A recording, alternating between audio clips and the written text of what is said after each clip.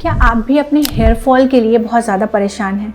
Shampoo करने में, बालों में कंघा करने में डरते हैं क्योंकि उससे और ज़्यादा हेयर फॉल बढ़ता है। क्या आपके बाल भी दिन पर दिन पतले होते जा रहे हैं और अब आपकी स्कैल्प तक दिखने लगी है? तो ये वीडियो सिर्फ आपके लिए है। हो सकता है आपने आज तक कई सारे डॉक्टर्स के चक्कर लगाए होंगे, बहुत सारे ट्रीटमेंट्स भी कराए होंगे, काफ़ी सारी होम रेमेडीज़ भी आपने यूज़ की होंगी, लेकिन एक बेसिक पॉइंट है जो आप मिस कर रहे हैं। आज मैं आपको इस वीडियो में एक ऐसी रेमेडी बताऊंगी जो आप बहुत ही आसानी से अपने घर में भी बना सकते हैं और आपके बालों के लिए ऑल इन वन का काम कर सकती है। आपके बालों की दोबारा ग्रोथ भी करा सकती है, आपके बालों की जड़ों को मजबूत कर सकती है, उसकी डैंड्रफ पे भी काम करेगी। स्पेशली लड़कियों के लिए जिनको अपने बाल लंबे करने होते हैं, उनकी बहुत मदद होगी। उनके बाल काफ़ी हद तक लंबे हो सकते हैं और लंबे होने के साथ साथ जो ड्राइनेस और फ्रिजीनेस बालों में हो जाती है, तो आपके बाल सिल्की स्मूथ होने में ये रेमेडी आपकी बहुत ज़्यादा मदद कर सकती है। तो आपने करना क्या है, आपको नारियल का तेल लेना है। नारियल का तेल ध्यान रखिएगा कि ऑर्गेनिक यूज़ कीजिएगा। जो मार्केट में बोतलों में और डिब्बियों में जो नारियल के तेल आते हैं और जितने भी फ्रेगरेंस वाले नारियल के तेल होते हैं वो बिल्कुल मत लीजिएगा। ऑर्गेनिक और प्योर नारियल का तेल लीजिएगा। आप 500 ml नारियल का तेल ले सकते हैं और इसको एक लोहे की कढ़ाई के अंदर हल्की गैस करके पकने रख दीजिए। ध्यान रखिए लोहे की कढ़ाई ही यूज़ करनी है, क्योंकि इससे लोहे की कढ़ाई में जो ऑयल बनेगा वो और भी ज़्यादा आपके लिए इफ़ेक्टिव साबित हो सकता है। तो नारियल का तेल को आपको हल्की आंच पे गरम करने रखना है और जब वो हल्का सा गरम हो जाए तो उसके अंदर आपको 2 से 3 डंडियाँ करी पत्ते की डालनी है।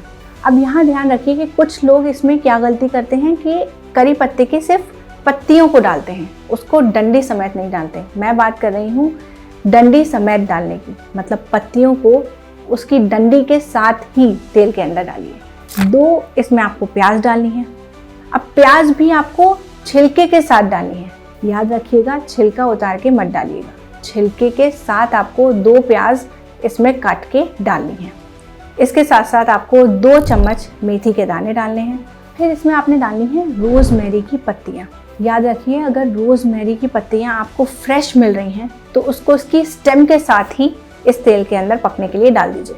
और अगर आपको फ्रेश नहीं मिल रही तो भी कोई बात नहीं है, आप इसकी ड्राई फॉर्म भी यूज़ कर सकते हैं और इसका पाउडर भी आप यूज़ कर सकते हैं। इन सब चीज़ों को आपको धीमी आंच पे पकाना है और इतना पकाना है कि ये ड्राई हो जाएं, सूख जाएं और ब्राउन या काली हो जाएं।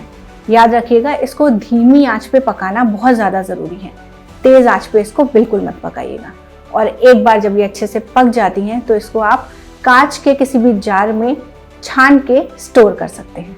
अब समझते हैं कि इसको इस्तेमाल कैसे करना है। इसको इस्तेमाल करने की 2-3 पॉइंट्स हैं जिनको आपको याद रखना बहुत ज़रूरी है। अगर आप चाहते हैं कि इसका बेहतरीन आपको फ़ायदा मिले तो इसका सही इस्तेमाल सीखना बहुत ज़रूरी है।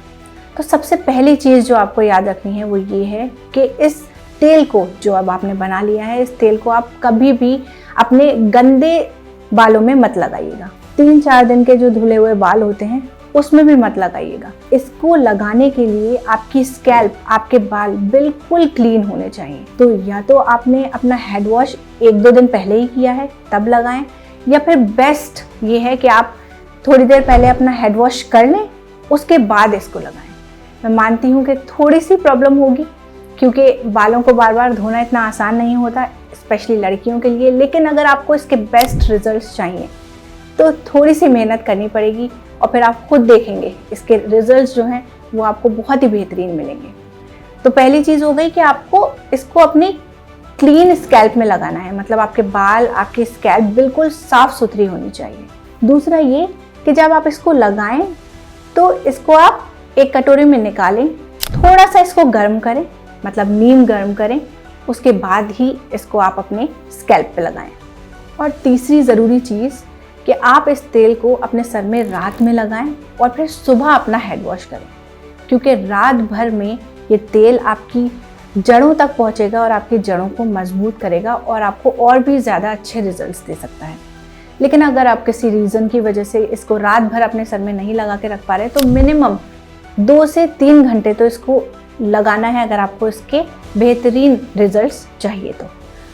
और इसको लगाने के बाद जब आप हेड वॉश करेंगे तो आप हेड वॉश करने के लिए कलौंजी का शैम्पू यूज़ कर सकते हैं, क्योंकि कलौंजी के अंदर कुछ ऐसे कंपाउंड्स होते हैं जो आपके बालों के लिए बहुत ही ज़्यादा फ़ायदेमंद साबित हो सकते हैं। सबसे पहली चीज़ तो ये है कि ये आपके बालों की सिल्कीनेस के लिए बहुत अच्छे हैं, आपकी जड़ों को मजबूत करते हैं और आपके बालों को काला भी रखते हैं। उसको सफ़ेद होने से या जो जिनको ग्रे हेयर की परेशानी होती है उनके लिए भी ये काफ़ी बेनिफिशियल है।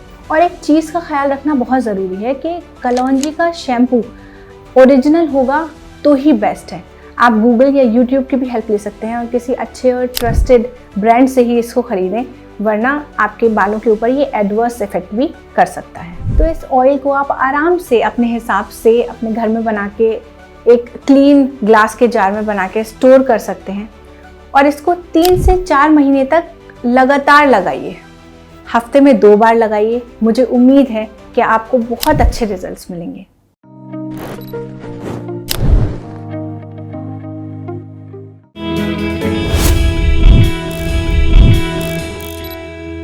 हेल्थ से जुड़ी सभी अपडेट्स को जानने के लिए आप हमारे चैनल को सब्सक्राइब कर सकते हैं और बेल आइकन दबाना ना भूलें।